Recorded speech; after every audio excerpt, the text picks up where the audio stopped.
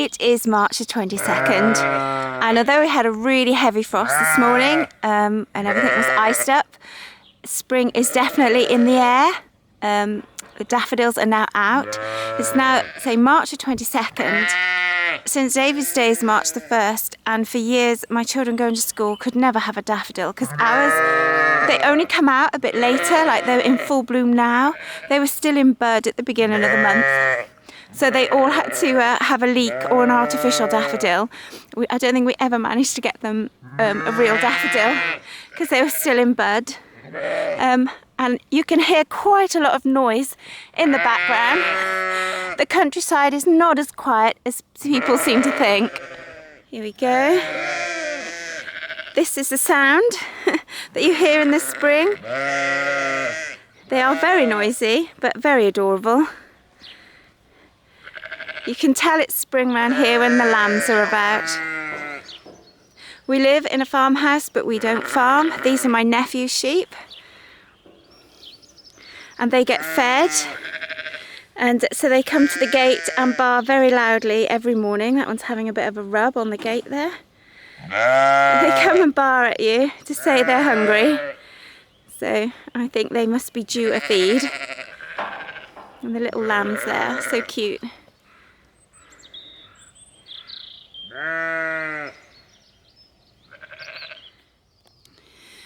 The Catkins have been out since February.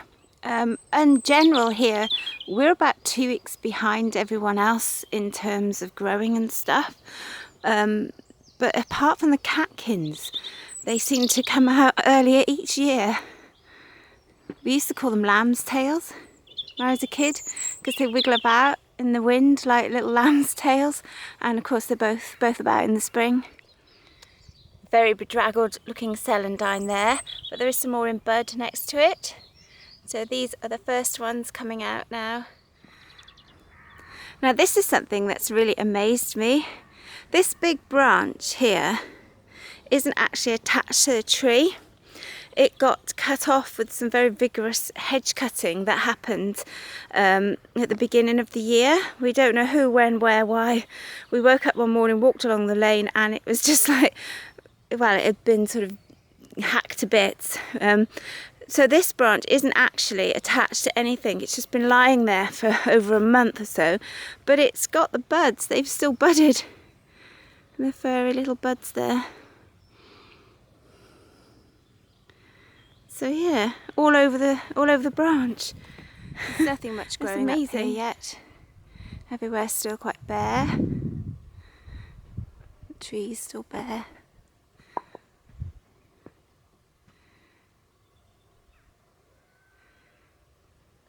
Won't be long till it all picks up and looks a lot lusher. So I'm going to go off now and check on the frogspawn. This is one of the pools where all the frogspawn was, and if you can see, it still looks rather jelly-like around, but if you see these big black areas are actually tadpoles. These ones aren't overly developed, they haven't got the round head as such yet. They look not long hatched in a way because they just seem straight rather than the head and a tail.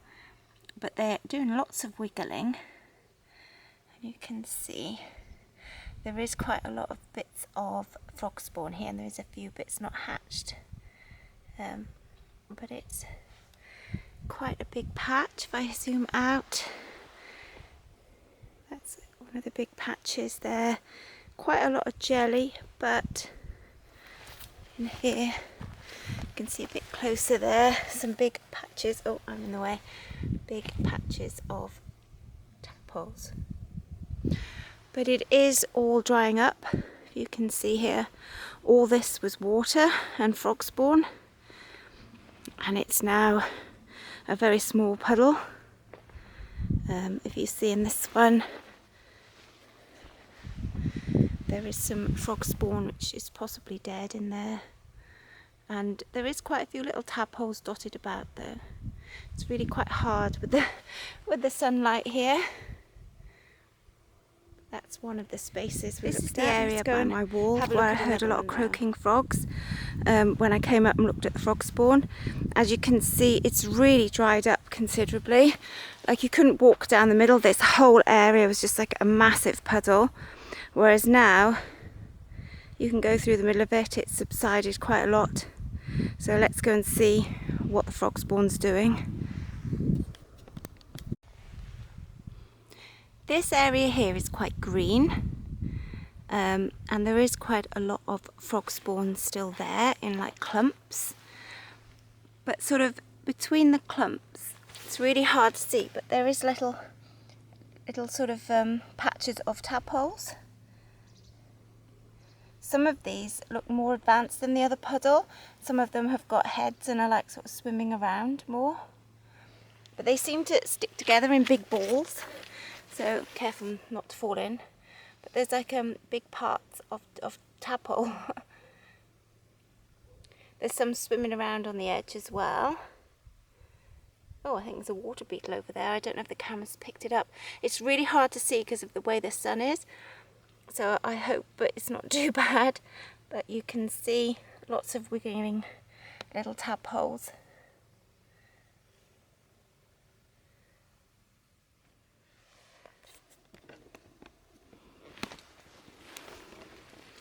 This little area here is absolutely teeming. They seem very busy here. They seem quite well developed here as well.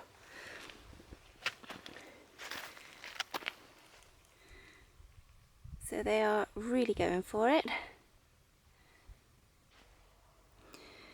So this area here was a huge puddle that went all the way along to where that last bit of wet is there, and as you can see, it's now dried up considerably, and vehicles have gone through because it is just the road. It's the mountain road here,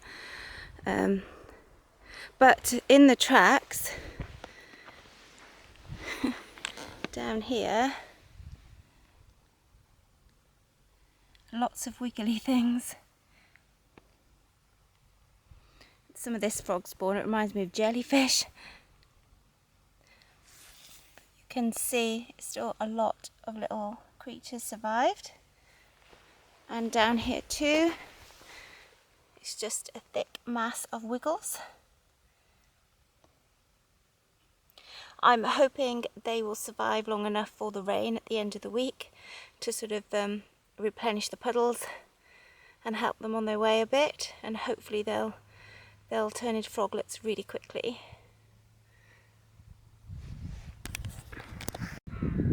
The sun is beginning to shine. You wouldn't believe how icy it was first thing. Really frosty, white ground.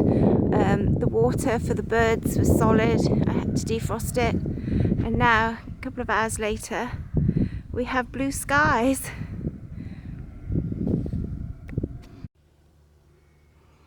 There you go, some mountain sheep and lamb enjoying the morning.